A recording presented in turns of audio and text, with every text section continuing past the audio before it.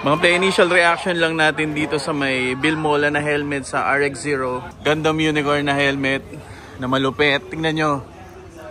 Chin vents. Top vents. Ang angas play yung detail. Anaheim Electronics. Full psycho frame. Nakalabas syempre yung psycho frame niya.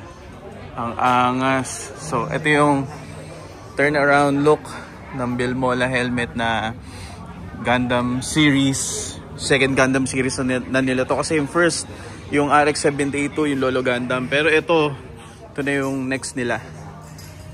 Ito yung detail niya. Spoiler. Ayan, up close. Ito yung detail ng likod. Siyempre, updated na to.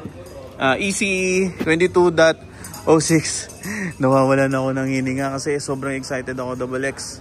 Ito yung bigat niya. Tapos sa loob, double D-ring. Tapos, ito mo yung ano, yung inner liner. Yung details, mga play, tingnan mo. Ang angas. Sa loob. More details, mga play.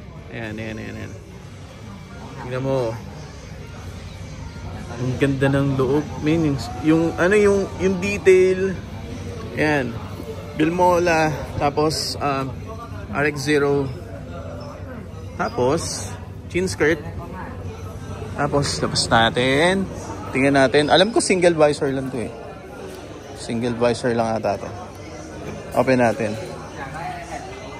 Ayan, single visor lang. Tapos, meron kang eyewear. So, pag naka-glasses ka tulad ko, masosot mo siya. Pero yung small details mga play, kapag Gundam nerd ka, eto magugustuhan mo to. Tingnan mo yung details. Anaheim Electronics, Unicorn Gundam sa likod. Maslab design, so sila yung gumawa at sila nagdisenyo nito. Tapos ayun o, Viz Foundation. Shoot, ang angas.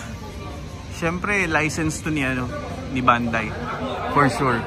Or kung hindi man, hindi ko alam. Hindi ko sure. Hindi ko rin sure. Pero ito siya.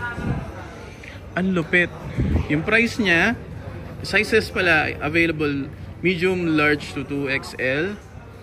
Ang price dito sa may Thailand is 5,990 baht. So, compute natin kung magkano yan. Hindi ko kabisado yung computation. Pero to pre, ang angas. This is the Billmola helmet.